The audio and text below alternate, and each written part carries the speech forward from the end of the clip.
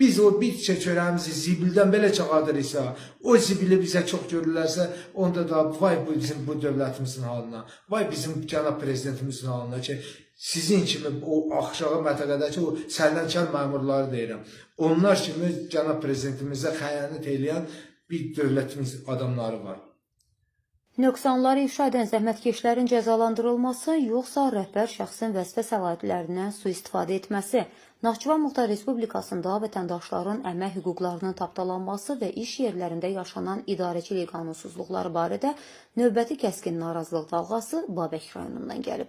Uzun müddət rayon Mənzil Kommunal Təsərrüfatı İdarəsində fəhlə kimi çalışan Nehrəm qəsəbə sakini yerli rəhbərliyin qərəzli və intiqam xarakterli addımlarından cana doyduğunu bildirir. Şikayətçi iddia edir ki, o ölkə rəhbərliyinin korrupsiya və negativ hallara qarşı apardığı mübarizəyə dəstək verərək idarədəki problemləri dilə gətirdikdən sonra rəhbərliyin birbaşa hədəfinə çevrilib. İdarə müdürünün vətəndaşla şəxsi zəmində prinsip apardığı və hirsini onun müalicə alan xəstə övladından çıxdığı qeyd olunur. Belə ki, heç bir qanuni əsas olmadan sırf atanın haqlı etirazlarına görə onun eyni idarədə çalışan oğlunun əmək müqaviləsinə xitam verilib. Qarşılaşdığı bu haqsızlıq və məmur üzbaşınalığı qarşısında aciz qalan Naxçıvan sakini çıxış yolunu səsinin birbaşa ölkə rəhbərliyinə çatdırılmasında görür.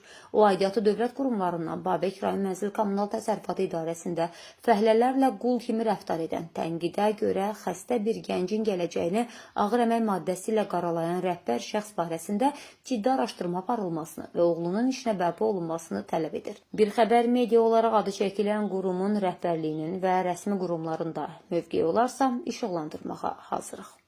Salam, mən Babək rayon Nehrəm qəsəbə sakiniyəm. Hüseyn Məhəmməd Telmanoğlu. Bu video müraciətimi birbaşa cənab prezidentimizə sizin vasitənizlə göndərmək istəyirəm ki, cənab prezident, elə mən bir çox kasıb məntəqənin nümayəndələri adından sizdən xahiş edirəm ki, mənim oğlum mənim özümlə bərabər Babək rayon Kommunal Məsələlər Kabinetində işləyirdi. Mənim maaşım 500 manatdır. Ailəmə ancaq dolandırıram və kommunal xərclərimi də zor billah ödəyirəm. Oğlum Telman Hüseynov da hərbidən 3 il buna möhlət verildiyinə görə səhhətində bəzi problemlər var idi. Və o problemlərdə öz müalicəsini tapsın deyə 3 il möhlət vermişdilər. Oğlum da işləyirdi, 4 aydır girmişdi kommunal işləyirdi. O da işləyib özü öz pulu ilə, maaşı ilə özünü müalicə elətdirirlər. Çox təəssüflər olsun ki, cənab prezident, biz sizin sərəncamınızda korrupsiya haqqındakı imzaladığı sərəncamı özümüzə əsas götürür. Sizə kömək etmək məqsədi ilə korrupsiya haqqında sərəncamda göstərmişdir ki, hər hansı müəssisə və idarələrdə korrupsiya və maliyyə pozuntularını ifşa edən işçini təhdid, nə bilim, hədəf, qorxu, işdən çıxartmaq ilə hədələyə bilməsiz. Əlaqsız da onun yaxınlarını işdən çıxartmaqla, işdən çıxardıb çölə atmaq ilə hədələyə bilməsiz. Amma bunlar çox təəssüflər olsun ki, mənim qisasımı, maliyyə pozuntularını ifşa elədim deyə kommunalın müdürü Əli Qasımov tərəfindən və hərbidən pensiyaya çıxıb indi kommunalın müdürü olan Əli Qasımov tərəfindən mənə qisas məiyyətli və o bir işçilərə göz dağı məqsədi ilə mənim oğlumu 70-ci maddə ilə işdən şərböhtana çıxartmışdır. Çünki uşağın məzuniyyəti bir gün qalırdı, ayın biri gedib imza atıb məzuniyyət götürəcəkdi. 30'u bunu işdən tez çağatmış ki, məzuniyyət pulu da almasın. Mən sizdən xahiş edirəm cənab prezident, Babək rayonu Kommunal Məsələlər Kabinetini bir nəzarətə götürəsiniz. Ələlxüsus da ki, hərbidən pensiyaya çıxıb, hər hansı bir şirkətlərdə onların işinə təmin olunacaqlarsa, düzdür, namuslu, qeyrətli, vicdanlı işləyən hərbiçilərimiz var. Amma Əli Qasımov kimi onlara ləkə gətirənlər də olur.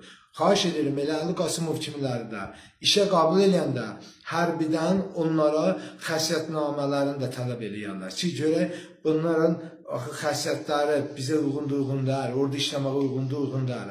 Amma çox təəssüflər olsun ki, Əli Qasımovun ki, uyğun olmadı. Millətə əzir, millətə alçadır və hətta sizin üstünüzə, dövlətimizin üstünə qaldırmağa çalışırlar. Xahiş edirəm, cənab prezident, gələrsiniz Naxçıvana bir sıra açılışlarınız var. Ələlxüsusda Nehran qəsəbəsinə gələrsiniz, məktəb açılışına. Biz sizə vətəndaş olaraq, kasıb məntəqənin insanları olaraq xahiş edirik, cənab prezident, bizi kabinetlərdə demirik, qəbul eləyəsiniz.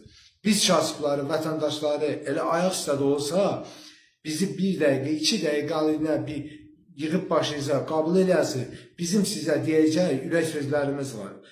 Biz nə vəzif istəyirik, nə dövlət istəyirik, nə bulunmaq, nə var, kar istəmirik.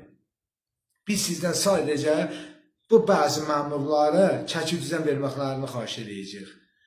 Çünki Babəş rayonunda həqiqətən ilə bu kabinalda bizə həddən artıq çox haqsızlıqlar var. İşçilərin hüquqlarını tapdalayırlar. İşçilərin əmək qanunvericiliyində göstərildiyi qanunlara uyğun hərəkətlər eləmirlər. İşçiləri əzirlər, alçadırlar və dinlənəni də mənim oğlum kimi 70-ci maddə ilə işdən çıxardılar. İndi mənim oğlum gedib Türkiyə Respublikasında türklərin qarşısında düzdür, onlar qardaşımızdır. Amma yenə də olsun türklərin qarşısında işləyirlər. Orada işlədiyində mənim öz dövlətimdə işləyərdi. Necə ki işləyirdi, işlədiyi yerdən belə 70-ci maddə ilə çatdılar. Cənab prezident, elə zibilin özündə işləmək elə 70-ci maddədə ən ağır işdir, ən də axırıncı işdir. O özü elə 70-ci maddədir. Ona baxmayaraq, yenə də uşaqları, bu kasıb insanları səsini çakadanın 70-ci maddə ilə işdən azad edirlər.